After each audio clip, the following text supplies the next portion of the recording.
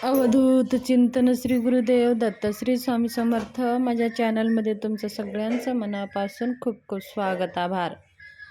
चला तर मग आज आपला विषय आहे, सोमवार आहे आणि शिवरात्री प्रदोष हे एकाच दिवशी येत आहे।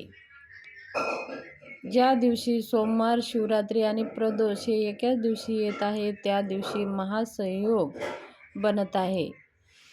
आपल्या मनातल्या काही इच्छा असेल, व्यापार वृद्धी होत नसेल, आपल्याला अखंड सौभाग्य हवा असेल, लक्ष्मी प्राप्ती हवी असेल, धन वैभव यश कीर्ती हवी असेल, आपल्याला खूप काही कर्जबाजारी झालेला आहे, कर्जबाजारीपासून मुक्तता व्हायची असेल तर ह्या महासंयोगच्या दिवशी आवर्जून हे उपाय करा। तर ह्या उपाय करायला काय आपल्याला जास्त पैसे लागणार नाहीत ना, आपल्याला काही वेळ लागणार नाही, जास्त धन खर्च करायची सुद्धा गरज लागणार नाही। आपल्याला काय करायचं आहे, प्रदोष, शिवरात्री आणि सोमवार हे महादेवाचे वार आहेत। आपण प्रदोष व्रत करत असाल किंवा सोमवारचं व्रत करत असाल किंवा शिवरात्रीचं व्रत करत असाल तरीही हे उपाय आवर्जून करा। करत नसाल तरीही करा आणि व्रत करत असाल तरीही हे उपाय करा, तुमच्या सगळ्या काही मनोकामना पूर्ण होईल। आपल्याला काय करायचं आहे, 3 बेलपत्र लागणार आहेत। 3 बेलपत्र घ्यायचं आहे, त्याला स्वच्छ गंगाजल आणि पाण्याने स्वच्छ धुवून घ्यायचं आहे। 3 बेलं घेतल्यानंतर स्वच्छ धुवून झालं, पुसून घ्यायचं आहे आणि एका बेलावरती आपल्याला लाल चंदन लावून घ्यायचं आहे। एका बेलावर लाल चंदन लावून झाल्यानंतर ते बाजूला ठेवायचं आहे। आपलं लाल चंदन लावलेला हात धुवून घ्यायचा आहे। मग दुसरं बेलपत्र घ्यायचं आहे आणि आपल्याला पिवळं चंदन लावायचं आहे। लाल चंदन झाल्यानंतर आपल्याला पिवळं चंदन लावायचं आहे। पिवळं चंदन लावल्यानंतर ते बेलपत्र बाजूला ठेवून द्यायचं आहे आणि हात आपल्याला स्वच्छ धुवून घ्यायचा आहे। मग आपल्याला असे 11 अक्षदा घ्यायचे आहेत।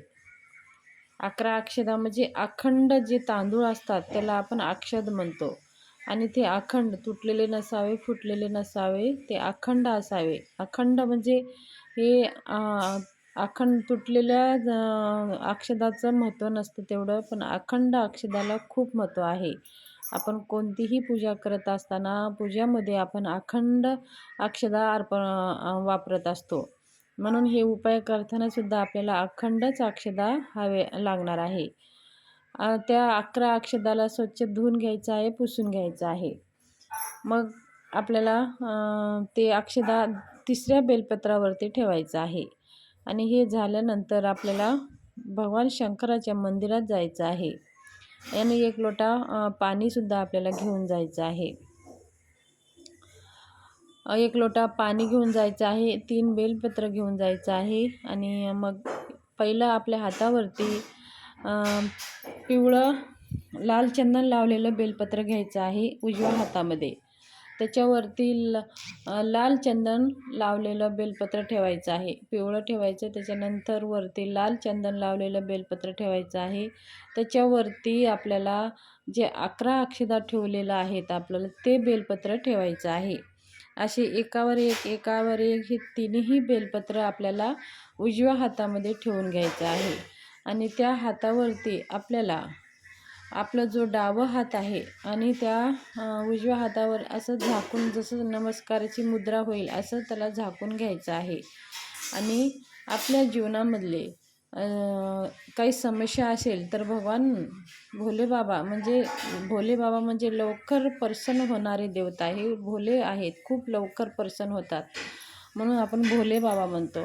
भगवान शंकराला आपल्या मनातल्या इच्छा सगळी बोलायची आहे। समस्या असेल त्या पण सांगायच्या आहेत, तुमचे काही खूप कामं अडकले असतील ते पण बोलायचं आहे, तुमचं अखंड सौभाग्यासाठी बोलायचं आहे, तुमच्या यश कीर्ती वैभव व्यापार, त्याचबरोबर कर्जमुक्तीसाठी खूप काही कर्ज झालेले आहे, माझे या कर्जापासून मुक्त व्हावं म्हणून आपल्या मनोकामना बाबाला सांगायची आहे।